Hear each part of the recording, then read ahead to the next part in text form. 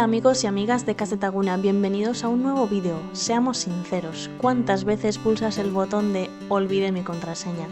O usas la misma clave para tu banco, tu correo y Netflix. Si es así, estás a un paso de un hackeo importante. Hoy vamos a hablar de la herramienta definitiva para tu seguridad digital, los gestores de contraseñas.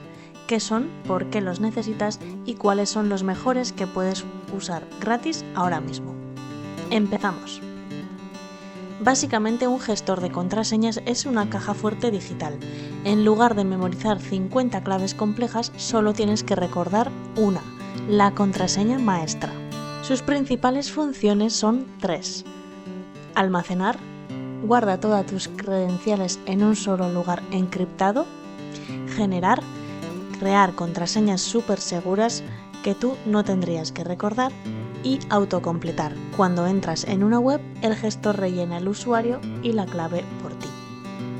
Ahora te presento algunos de los más utilizados. Bitwarden, el favorito de la comunidad. Punto clave, es de código abierto y totalmente gratuito para uso personal. Y la ventaja es que te permite sincronizar contraseñas ilimitadas en todos tus dispositivos, móviles y ordenadores sin pagar un céntimo. KeePass. Este es para los más precavidos. No guarda nada en la nube y las contraseñas se quedan en un archivo local en tu ordenador. Es ideal si no te fías de los servidores externos, aunque requiere que tú mismo muevas el archivo si cambias de dispositivo. Y por último, NordPass. Es muy intuitivo y con una interfaz muy moderna. Sus versiones gratuitas suelen limitarte a un solo dispositivo a la vez, pero ofrecen funciones extra de seguridad como escaneo de la Dark Web para ver si tus datos se han filtrado. Antes de que corras a instalar uno, 3 consejos rápidos. La contraseña maestra es sagrada. Si la pierdes, es muy probable que pierdas el acceso a todo. Haz que sea larga pero memorable.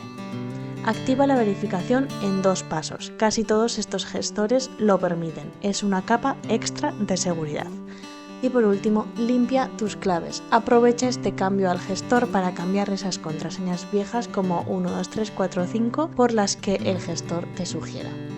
Y esto es todo por hoy. Cuéntame en los comentarios qué método usas tú para no olvidar las contraseñas. Si te ha gustado el vídeo, no olvides darle a me gusta y suscribirte a nuestro canal.